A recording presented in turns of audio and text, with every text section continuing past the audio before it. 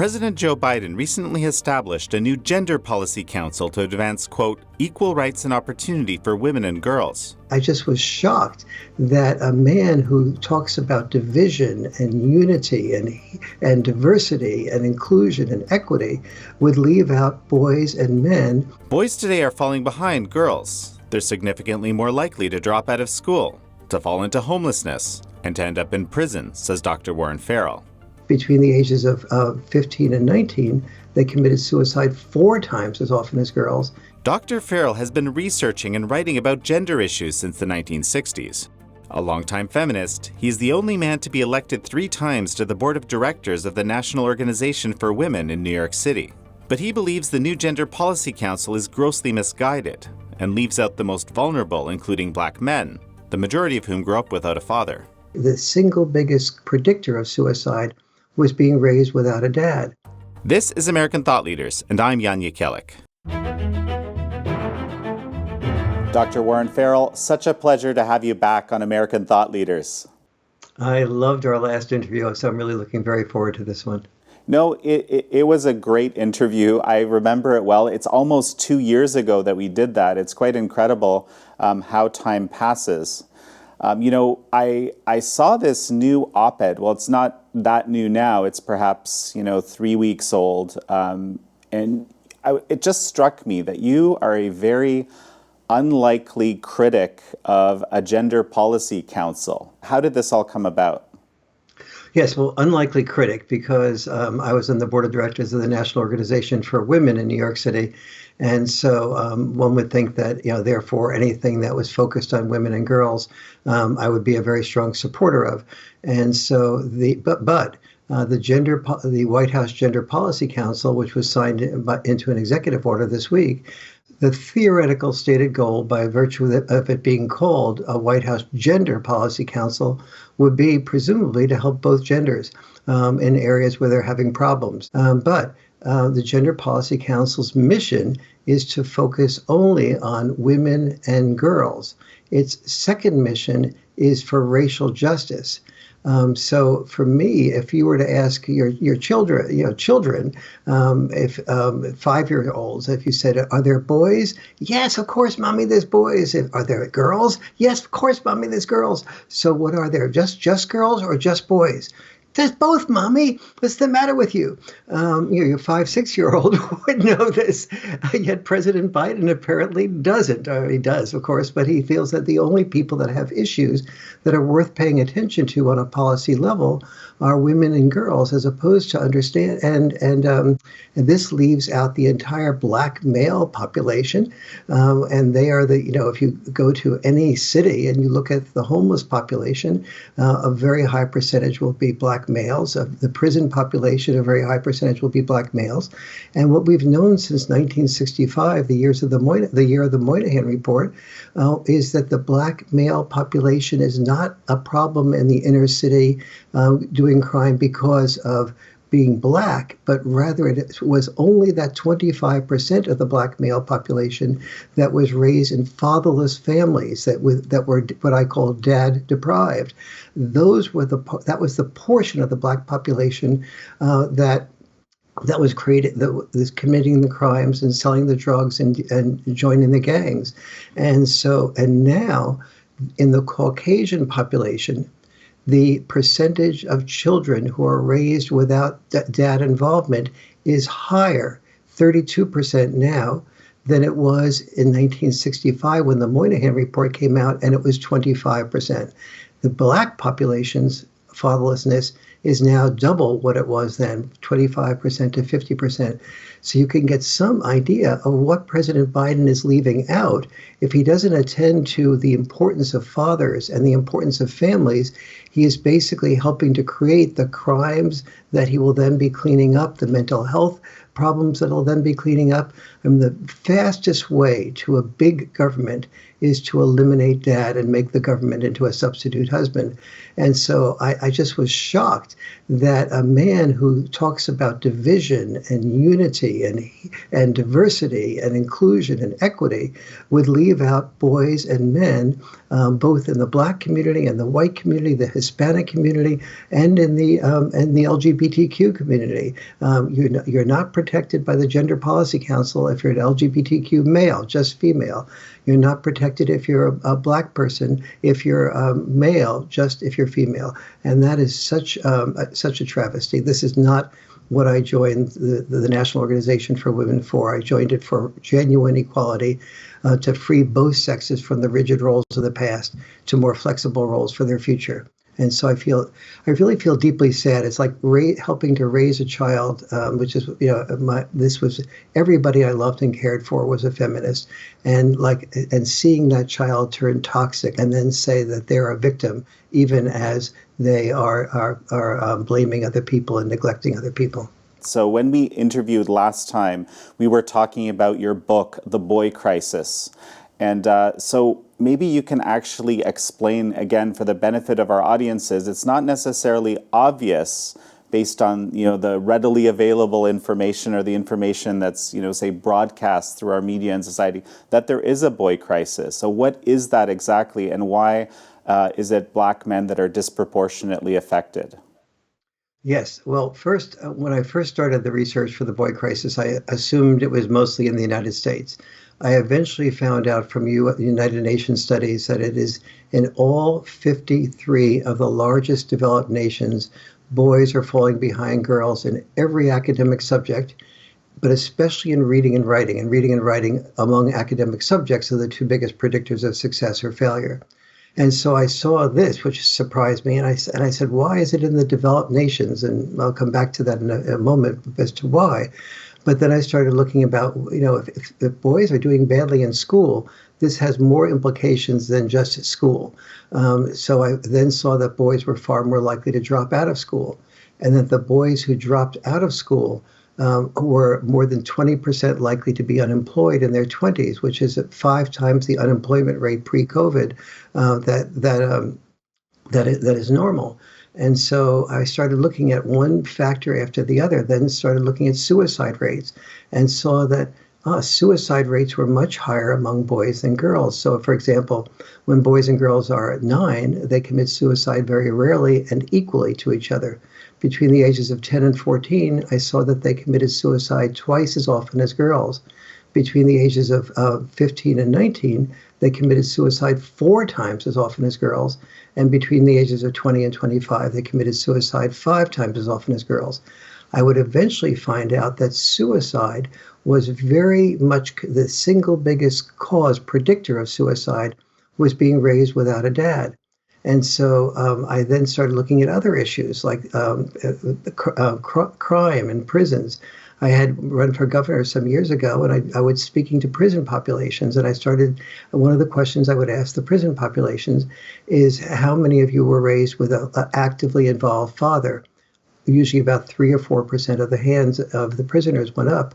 How many of you were raised with minimal or no father involvement? The hands flooded. I would talk with the prisoners about, what is it that fathers bring to the parenting process that is so important? And I would explain things like boundary enforcement that leads to postponed gratification. And after I gave these explanations as to, what is the value, the positive value, I would explain to the prisoners of roughhousing. How does roughhousing produce intimacy and empathy, rather, and the ability to make a decision between being assertive and aggressive? And I had prisoners with tattoos, with rings in their ears, muscles that I'll never have, come up to me afterwards and say, Dr. Farrell, can I talk to you for a moment? And they'd pull me aside, and their tears would start coming out of their eyes, saying, I thought I was always a waste. I thought I just deserved to spend my life in prison. For the first time in my life, I'm feeling needed. I'm feeling like I need to get out of prison, get back to my children, and help them have the skill sets to not make the mistakes that I had made. And so, I began to see that when you tell men that they are needed, through every world war. Men were willing to go and fight so we wouldn't all be under Nazi rule, and be willing to die, and be willing to be disposable as part of their male obligation. And when you tell men they're needed, they come forward. But we are not telling men today that they're needed. We're telling men that they're full of male privilege, that they're the oppressors, that they're part of the patriarchy, and that the future is female. And you send a 14, 15-year-old boy to school and you tell him the future is female. This doesn't make him feel inspired to be involved in the world. And if you tell him that there's no need for him as a father, that all fathers are jerks, this does not inspire him to be engaged as a dad. Absolutely fascinating. We talked a little bit about this a couple of years back. It's incredible to hear this again, and so one would expect, and I'm kind of beginning to see your concern about this new council, given that this critical issue doesn't seem to be addressed by society. So, are there places in the country, or are there programs in the country that are actually dealing with this, in your view, that perhaps the administration could learn from? Yes, a lot of faith-based communities are seeing how when there's a lack of dad involvement, there are problems. I remember speaking to a faith-based community in Bedford-Stuyvesant in New York, and it was 100% Black community.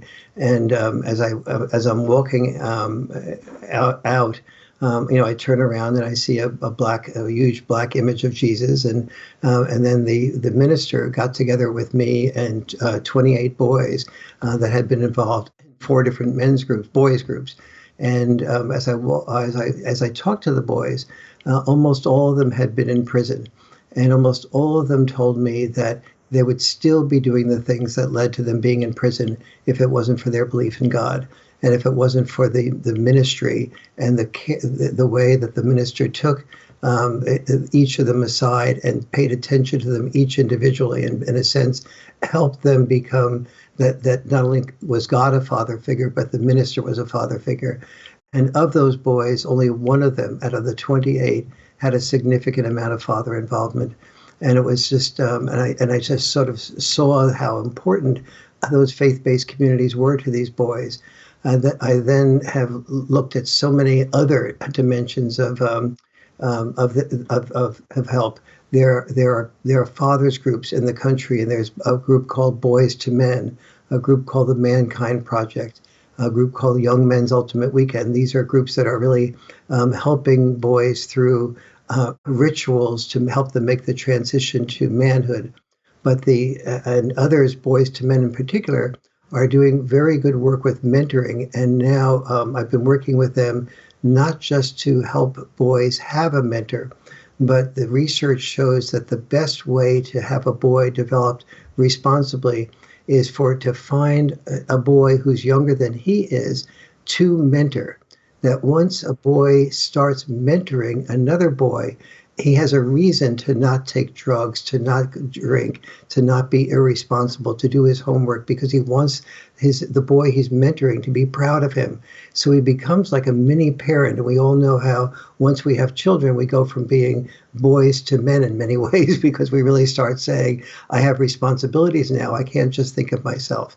And so I'm working with Boys to Men to develop more, to have each boy have somebody that he can be of help to. It's, by the way, if you're a single mom listening to this, other ways that the most important single way that you can help your son and daughter is to get the biological father involved. And the easiest way to get the biological father involved is to understand what he contributes that balances out what you contribute. You're much more likely, if things are on average, you're more likely to be protective and nurturing and facilitative of your children's gifts and talents. The dad is much more likely to be tough love, to be to enforce boundaries, to do things like the roughhousing that I was talking about before. Both of these have positive purposes. And the children I found that when I did the research for the boy crisis, the children that I found that did the best have what I call checks and balance parenting, and where there's the mother's contributions are paid attention to and respected, and the dad's contributions are paid attention to and respected, and the parents negotiate the difference. Mom wants the children not to climb too high on the tree in the backyard. Dad says climbing the tree will be good for the child. It turns out that climbing the tree will be good for the child. However, if the child falls out of the tree at a high level and there's nobody there to cushion the fall, that may be the end of the child.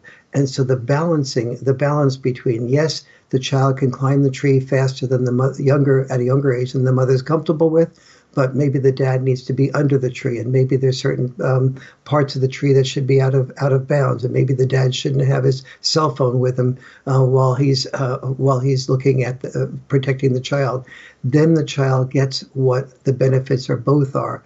But if you can't get the biological dad involved, then make sure you get your children involved in sports, not just team sports that are organized. That helps prepare them to be effective in a corporation, but also pick up team sports where they have to create their own rules, decide which friends they're going to trust, which ones their friends they're not going to trust, and also single sports where it takes just largely your effort, like tennis or gymnastics, to succeed at that sport. You have a team, but you're contributing to the team largely through your own efforts. That's what I call the liberal arts of sports. Get your children involved in all of those sports. They are very good for child development. Get them involved in Boy Scouts. Get them involved in boys clubs. Get them involved in things where they're helping other people. Make sure Thanksgiving isn't about them and the family only, but make sure Thanksgiving and other days are days where they go out to the communities of poorer people and see how they're living and help them out, give them food, have them contribute. The more you have your children contribute to others, the less self-centered they become.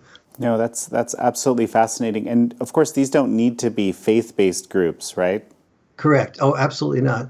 But faith-based groups are often helpful because when people don't have a father, the belief in a father, in a guiding force, combined with a minister that isn't just good at giving sermons, but is good at after he or she gives a sermon, comes down and sees the gifts that your son has and spends time with him as an individual. And yes, it should be a minister if it's a son that is the person that is having some of the issues of the boy crisis. No, that's really fascinating. I mean, the other thing, I may have to play a bit devil's advocate here, but the other thing that struck me as you were speaking is that you describe the gender roles in a very traditional way, and in your mind, is that how it needs to be? Definitely not. The historically speaking, we had traditional gender roles. Women raised children, men raised money. Neither sex had freedom to be whoever they wanted to be. That was when we needed a very high percentage of males to be soldiers and to go off into either risk being killed or killing and being killed. And so males had to sort of forget about what they felt and what they wanted to be and who they were. They had to be willing to be disposable. The essence of masculinity was to prepare yourself to be disposable, which is why feminist perspectives on that, like men have male privilege. Well, being disposable is not quite male privilege. But that was when we had a very strong demand for large numbers of men to be willing to die in war or to be the sole breadwinners. Now women are sharing much more of that breadwinning burden. So men can be freer to do things that they love to do, as well as just things that they need to do. So the ideal is that a father and a mother look at their children and discover what their natural personalities are, and then help them have the discipline to fulfill those natural personalities. Most of the time, men will be more likely to be certain things and women more likely others, but there's a lot of fantastic potential for female engineers. There's a lot of fantastic potential for men being full-time dads. And so so a woman, for example, who wants to be what is called a have-it-all woman, and she wants to be, she wants to break through glass ceilings. She's talented and she's strong and she's persevering. She needs to look for a man as a husband who is who is a caring, nurturing man, but usually women who are successful look for men who are even more successful. And the problem is that there's two parents who are away from home becoming very successful, and no one is really giving children the nurturance that they need. So reversing roles is something that is we have the freedom to do for the first time in history, and it can be very enhancing to both sexes. We have not a need for a women's movement blaming men, and not a need for a men's movement blaming women. We have a need for a gender liberation movement freeing both sexes from the rigid roles of the past for more flexible roles for our future. Dr. Farrell, as you were speaking earlier, I was also reminded of something we discussed offline, which was, in the previous administration, you had visited the White House to provide some guidance. You described a meeting to me, which you had with someone from the Attorney General's office, discussing the realities in women's shelters. And I'm wondering if you could actually speak to that. I thought it was very fascinating. Thank you. The White House invited me under the Trump administration to brief them on the findings from the boy crisis. And the first thing I found is that there was no need to convince them of the importance of fathers or the importance of families.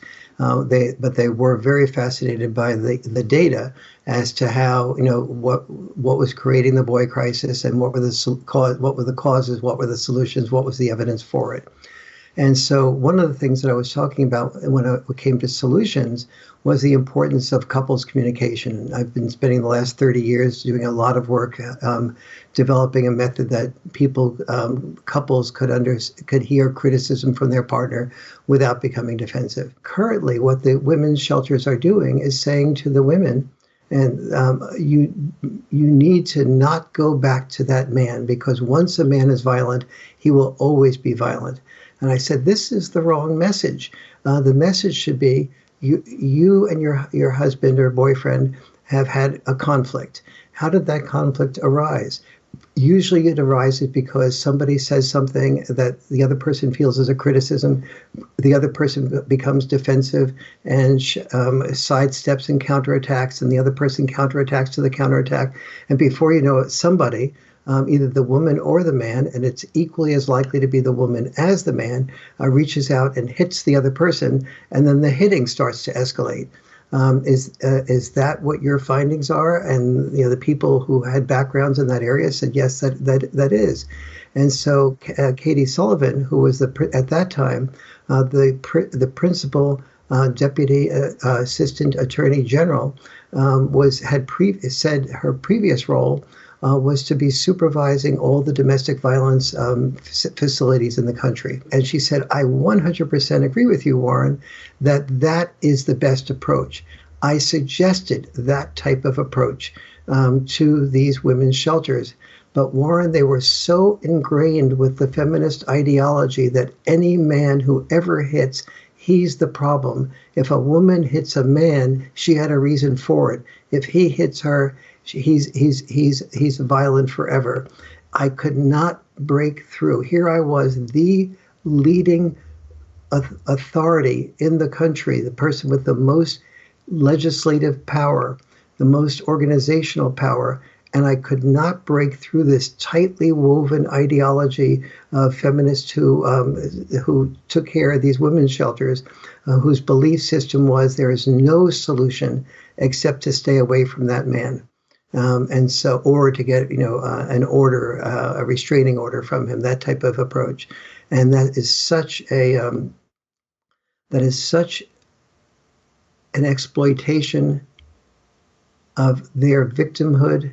And it's helping those women feel like victims, as opposed to having a method of communication with both their partner and also ultimately, therefore, their children.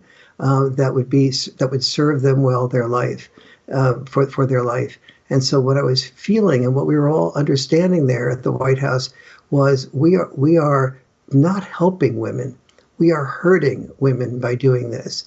Dr. Farrell, presumably this sort of policy is to, prevent women from going back into abusive relationships. Isn't there a danger in the situation you're describing that you could be sending women back into abusive relationships? The woman does not have to go back into a relationship until she feels ready to do so. You have to remember two things. Women acknowledge nationwide that they are more likely to be the first ones to hit the man than the man is to hit her.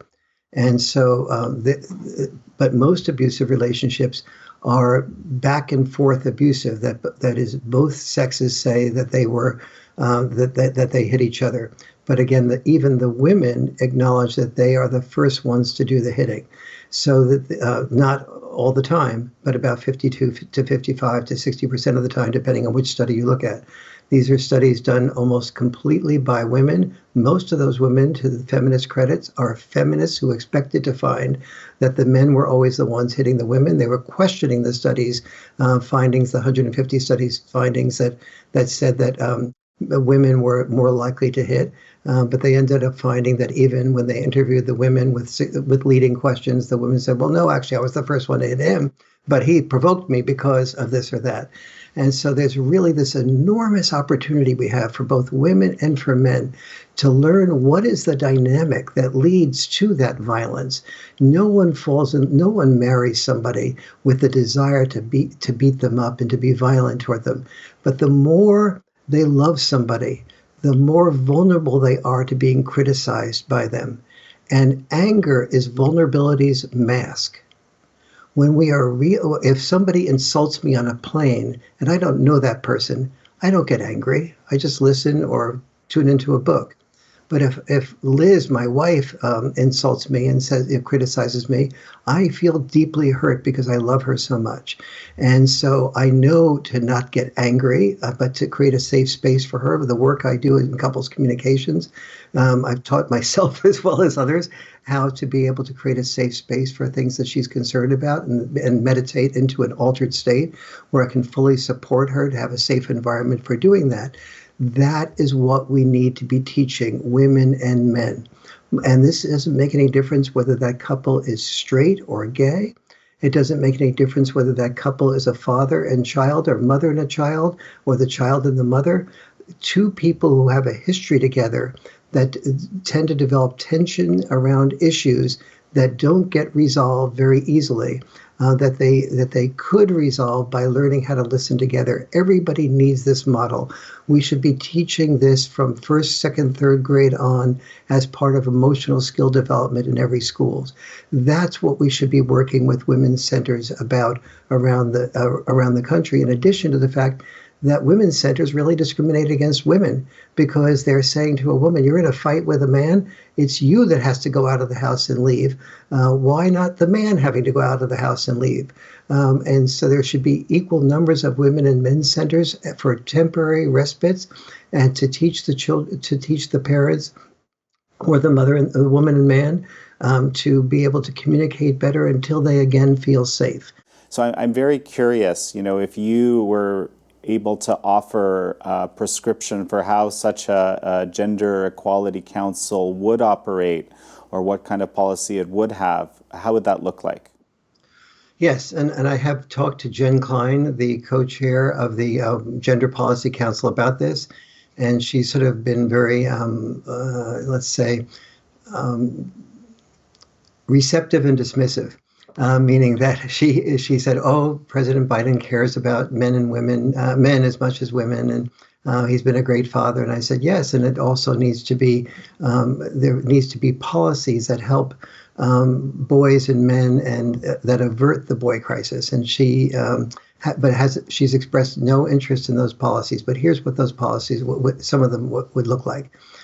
First would be to have this, what I would call a father warrior program, where we are talking about the importance of young men becoming fathers and inspire and make them into our new heroes. And that this requires the emotional, intelligent development in males rather than just repressing feelings, that they should be able to express feelings and know how to facilitate feelings, and they should have communication skills that they can bring to their peer relationships and eventually to their romantic relationships and eventually to their children. Then second, there needs to be a teacher corps, a male teacher corps, to train young men to go into teaching in elementary schools, so that and the purpose of that is so many children are brought up in today we have 53% of women under 30 who have children without being married.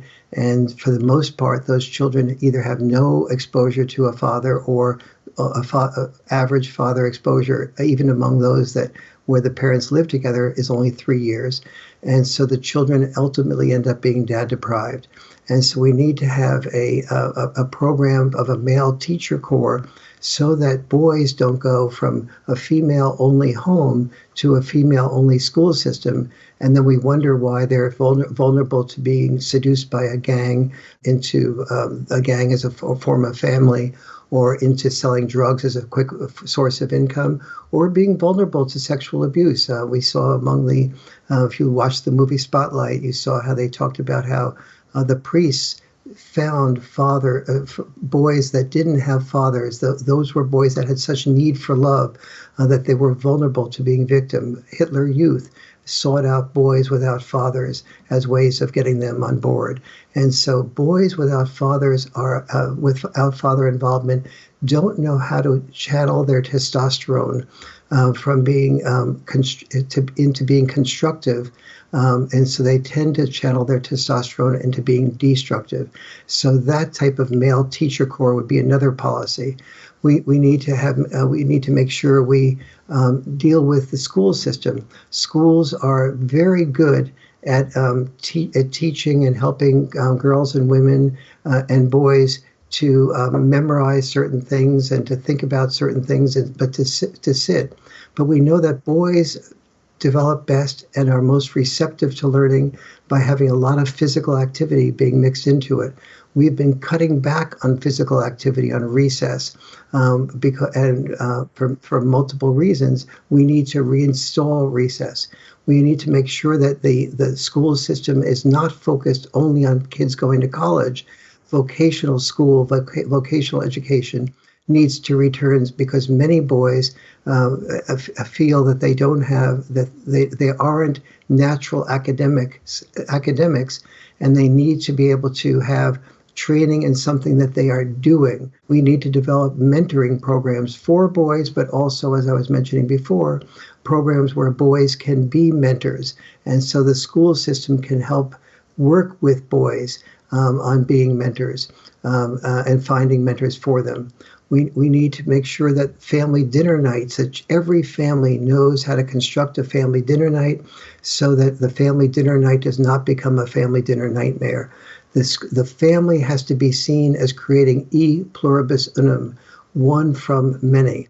And the way that we create one from many is for us to be working with families to know how to facilitate everybody's perspectives on various topics. If a boy feels like he wants to sell drugs and this is really going to be great and have a fast way of earning money, he should be able to safely talk about that to his parents and his peers without being interrupted. And for the parents and peers and his sisters and brothers to be able to say, so Jimmy, we understand you want to be able to sell drugs because you make a lot of money quickly and then you don't have to worry about going to school and possibly failing. Is that right? And Jimmy needs to know he feels heard before he gets his parents' perspective and his brothers and sisters' perspective on why selling drugs might be not the best way to make money. But the reason that children talk so much on the phone to their peers but don't talk to their parents, especially during adolescence, is because they don't feel that they'll be heard by their parents without being interrupted and lectured to them first. So they close down. They withdraw into video games. Are video games good? Yes, video games are good up to a point, but boys are far more likely to be addicted to video games than girls are. And it's the addiction to video games and the addiction to porn and the addiction to alcohol and drugs that are signs that our boys are not having fulfillment from what they're doing. And we need to be able to have postponed gratification training to help men and women understand what do dads contribute? Why is boundary enforcement so important for children? Why is it that tough love is important? But why is it also that that the type of contributions that women make are important. What does checks and balance parenting look like? All of this can be part of the policies of the Gender Policy Council. The result of that will be that women will find boys who are worthy of their love. I don't know. Right now, boys are dropping out of high school at a much higher rate. They're unemployed at a much higher rate. They're much more likely, 66% more likely to be living in their parents' basement. I don't know a lot of women who are looking for future fathers who are searching unemployment lines or the basement of parents for boys that have dropped out of high school. This is not the type of boy and future father that most women are looking for. We are hurting our daughters every time we are not equally paying attention to the problems that are leading to our sons committing suicide 5 times as often as our daughters are. So one thing that struck me as you were speaking is that this warrior program that you were describing earlier, I mean, I imagine it might be susceptible to criticism that it would foster something called toxic masculinity, for example. What would you say to that? Yes, to be a father warrior is the opposite of what creates toxic masculinity. To be a father warrior means that your job is to have emotional skills, social skills, ability to communicate that you can both use with your peers and also use in your romantic relationship and also use as parents. There is such a thing as toxic masculinity, but it comes about for the exact opposite reasons of what feminists talk about. So, for example, historically speaking, every generation had its war, and we trained boys to be disposable in those wars. Now, if you're going to be disposable in those wars, you get trained to be disposable by not being in touch with your feelings. So, for example, a sergeant says, let's say you're Jewish, and a sergeant makes some really gross anti-Semitic comment, and you are a boy in boot camp, and you say, "Excuse me, sir, but I learned that's a very anti-Semitic comment." The job of the sergeant is to say 10 push-ups. You repeat that, 20 push-ups. You soon learn that the job of boot camp, the job of being in the army, is for you to be a voiceless cog in the machine, the war machine. That people who speak up and express their feelings and say, "I feel offended by that, could you maybe change your language?" Are stopping the war machine from working effectively. And so boys are trained to not be human beings. They're trained to be human doings. They're trained not to value their lives, but to be willing to prepare themselves to be disposable in order to save the lives of women, children, and other males. And so, yes, men developed from that toxicities of having to repress their feelings. But those toxicities did not come from male privilege. They came from the expectation that our men are here to protect us. Part of protecting us is to be disposable. And we see this around us all the time, that firefighters are far more likely to be males willing to die in a fire to save your life, even the life of a stranger. And so, but in order to do that, you have to repress thinking about yourself. Men who are successful, by and large, learn to repress their feelings, not to express their feelings. And now we need to say we're in a new era where there has to be a balance between keeping your feelings to yourself and being able to express who you are. The Japanese millennials really understand this well. They have a game called karoshi. Karoshi translates in Japanese to death at the desk or death from overwork. The game of karoshi, you each get a karoshi figure. And the job of the game is to climb the corporate ladder or the ladder of political success as fast as possible and get to the top before any of the other people with karoshi figures get to the top. And the person at the top commits suicide. Not in real life, but in the game. And of course, the message that millennials in Japan are getting is that the traditional masculinity of just focusing on getting to the top no matter what is leaving out something. It is teaching you how to become a human doing, but in the process, you sacrifice being a human being. And their understanding of that says basically I'm committing suicide as a human being, and I've created that by not paying attention to the things I really love. We have had many generations of what I call the father's catch-22. And the father's catch-22 is learning to love your family by being away from the love of your family. And so many men do things that disconnect them from love in order to serve the people that they love. And so what feminists have done is say, oh, you men earn more money than women do for the same work. When in fact it is not men who earn more money than women until men and women become dads and moms and have children. And then dads tend to give up the things that they love to do that pay less, like being an artist, a musician, or an elementary school teacher, to do things that they feel obligated to do that will earn more money, that will give their children privileges and opportunities that they didn't have themselves. And for men to do that is okay. Many men feel just fine about doing that, but the only thing they ask for is some acknowledgement and some appreciation, not when they do that to be told, aha, see that? You're more likely to be a corporate executive. You're more likely to be a superintendent of schools. That proves you have male privilege. That's what you're in it for. So you mentioned this idea of male privilege. You've mentioned that several times. So, what is the connection between the boy crisis and, I guess we call it critical social justice ideology or woke ideology or identity politics in your mind?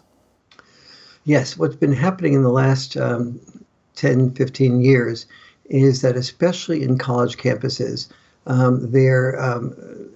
there's such sensitivity to nothing being said that could offend everybody that woke culture, cancel culture, has been saying that white men, especially older white men, they've controlled the world.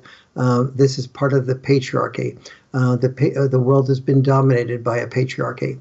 But the world, in fact, has not been dominated by a patriarchy. It's been dominated by the need to survive. And to survive, both sexes had rigid roles in their past. And what we now have the freedom to do is to have more flexible roles for our future. And so this is the belief of woke culture is that in universities, for example, we should not have to listen to anything that might offend us. Those are called microaggressions. And microaggressions include even body language or ways of tones of voice that might offend somebody else. I would like to say that the university should be exactly the opposite of that. Universities should be about free speech, and if that free speech offends you, you should be able to have the permission to speak up about why it offends you, and somebody else should have the permission to say, and an encouragement to say why they said what they said and why they feel that that is accurate. The very essence of the university should be A, free speech, B, curiosity, followed by curiosity, followed by curiosity. When you hear something that upsets you, ask the person who's saying it, tell me more about that. Don't interrupt them. Don't distort what they say and argue with the distorted version of it, but ask them to tell you more about, like I was talking about before, a boy around the table who says, I want to sell drugs. The job of the parent, the job of a good communicator is tell me more and find out what the motivations are and what the hurt is, what the pain is. When someone is angry, we need to understand that almost always behind that anger is hurt, is vulnerability. And we need to access the vulnerability. When we hear people's vulnerability, when people write me angry letters about something in the Boy Crisis book or something in The Myth of Male Power, I write back and say, yes, you must have experienced this way. Tell me more about that. Their second letter has almost no anger in it. It's like, what? I'm being invited to elaborate? Now an enormous softening occurs. I have literally never had a second letter that had anger in it, but only like, I am so honored to be able to be heard. Thank you so much for that. And then there's a softer explanation of what they feel and fear. And this is the atmosphere we need to be creating in our universities, one where curiosity and free speech is encouraged no matter what it says, and we need to be supportive of it at virtually every cost, unless it's directly an incitement to organize being violent. That's where the boundary occurs. Dr. Farrell, as we finish up, I wanted to talk a little bit about some of these different styles of parenting that you've been mentioning. For example, this idea of roughhousing, which I think is not necessarily obvious or maybe counterintuitive in some cases, or certainly against some common orthodoxies. Father-style parenting, mother-style parenting. Can you please elucidate this a bit for me? Yes. First of all, I want to make it clear that the children that do the best have what I call checks and balance parenting. But the male style of parenting is usually not respected because no one knows anything about it. And women can't hear what dads don't say, and dads can't hear what isn't in the literature. Even if they read parenting magazines, there are no parenting magazines that talk about the value of roughhousing, the value of teasing, the value of letting kids get lost. These are all things that dads intuitively do, but they don't explain to anybody why they do it or what the positive functions are. So, for example, a dad might say, start roughhousing with the kids, and let's say he has 3 kids, and he throws the 3 kids on the couch and say, okay, the game is you 3 kids jump off the couch onto my back, and you try to pin me down before I can pin all 3 of you down and put together. Okay, Dad, that's really great. And Mom is looking on and going, oh my God, I know what this is going to end in. It's going to end in disaster. Somebody's going to get hurt. I swear somebody's going to get hurt. Oh, but I don't want to be a controlling mom, so I'll just and the kids seem to be having fun, so okay, I'll just sort of close my eyes and bear with it. And so they do that. And then eventually the mom is only about 99% likely to be right. Sooner or later, somebody gets hurt and somebody starts crying. And then mom starts feeling guilty, like, oh my God, I should have interfered sooner. But at least now he's seeing that the kids are going to get hurt if they roughhouse. And so now he'll stop. But instead, Dad doesn't stop. And he continues the roughhousing. But he says, before he continues, if you do that again, I'm going to stop the roughhousing. That is, Jimmy, if you stick your elbow in your sister's eye, that's not an okay way of winning at roughhousing. You've got to not do that, and you can't push your sister roughly out of the way, just like you just did. Okay, Dad, I got it. And so then Dad goes back to doing the roughhousing with the kids, and Mom is going, oh my God, he didn't learn his lesson. And then once again, somebody ends up crying or getting hurt. And so then Dad, instead of, quote, learning his lesson and stopping the roughhousing, says, okay, no more roughhousing tonight. You did something that I asked you not to do. I gave you a clear explanation of it. No more roughhousing till tomorrow night. Mom is going, what? You're going to have roughhousing again tomorrow night? You haven't learned your lesson? But the next night, when the dad says, you can't be aggressive like this. You have to think of your sister's feelings. That is, you have to have some empathy, and not push her out of the circle of our wrestling. So you can be the pinner downer, or the king pinner, or the pinner downers, if you will. And so this time, when Dad says it, they know from the last night's experience that if they don't pay attention to their sisters' and brothers' needs, if they don't pick up the distinction between being assertive versus aggressive, they're going to lose what they want most, which is to continue the roughhousing and the playing and the laughter with their dad. That's when the dad has created an incentive for not just empathy and assertiveness versus aggressiveness, but also for postponed gratification. Immediate gratification is wanting to push the sister and the younger brother out of the circle immediately to win. But postponed gratification is realizing that if I restrain from being insensitive, I'm then going to get more of what I want, the fun of roughhousing, and all of the kids can have this together. And so I have to pay attention to certain rules. But dads don't explain this to moms. And as I said, dads can't read this anywhere. And so I found that when I was doing the research for the boy crisis, I had to really be explicit about these types of examples so that mothers could realize, yes, there's value to your input, and there's also value to what dads bring, but no one in the culture teaches the value to what dads bring. One other example, teasing. Fathers will, the commerce of masculinity is the trading of wit-covered put-downs. As you and I get to know each other better and better, I would be comfortable trading a wit-covered put-down of you. You would be comfortable doing that with me. If we didn't like each other, we would be very cautious. We wouldn't trust each other with something like that.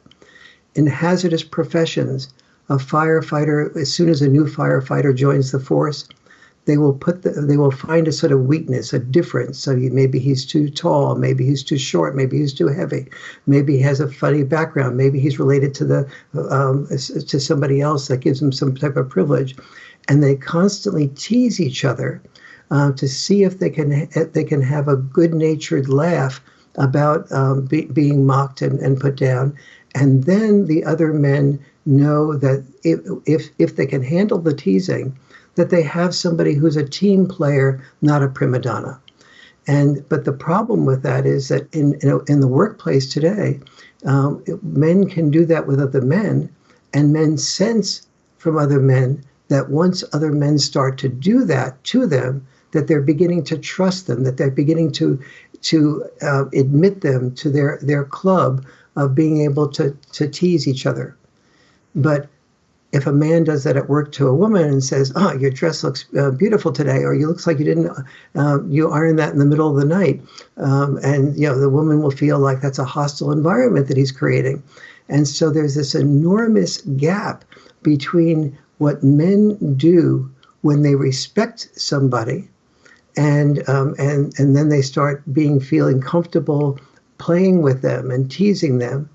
But women who haven't been taught that this is what men do when they respect somebody, they end up feeling offended by that, and they report it to HR, which is no longer HR, it's now HER, and they hear only her perspective on things, and they begin to demote him or let him go.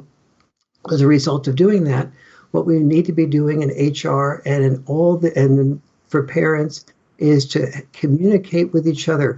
What's the best intent of men doing that teasing? Why do fathers tease their children? If they're sensitive to their children, they tease their children because teasing helps the children pick up nuances of what tone of voice is being critical, what tone of voice isn't being critical. Why would they tease them, though, and just not give the criticism? Because teasing has a lot of fun attached to it and playfulness attached to it, oftentimes, if it's done well. And then the child can absorb the criticism like you'd absorb wheatgrass in a fruit smoothie.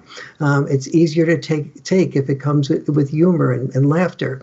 And so these nuances of knowing what is teasing, what isn't, what's jokes, what isn't, these are all part of dad's gifts to children. But if dads feel like they're being criticized as being insensitive by teasing, then they back off from doing that, and they say, the only thing I'm appreciated for is for earning more money. I'll back off from being involved with the children. I'm never appreciated for that.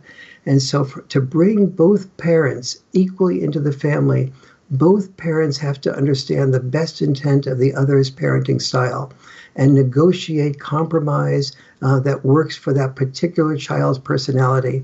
And both parents need to be heard about what does and doesn't work. Tough love is very helpful for most children, but it can be not helpful for some children. And none of this is helpful if it goes too far. All of this has the ability to be a virtue, and every virtue taken to its extreme becomes a vice.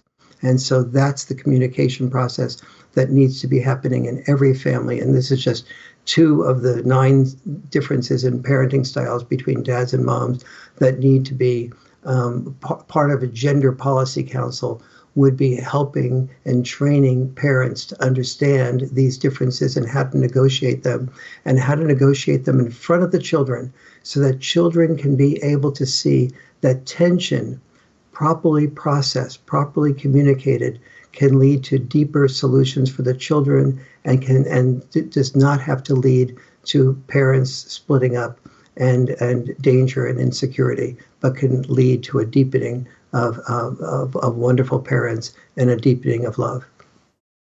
Absolutely fascinating, Dr. Farrell. Any final thoughts? No, just that it's a pleasure to be asked and to be drawn out by you. You just ask great questions. You listen so well, and I can feel that you care so deeply. And so for me, this has just been a very, very enjoyable experience. Well, it's such a pleasure to have you on. Thank you.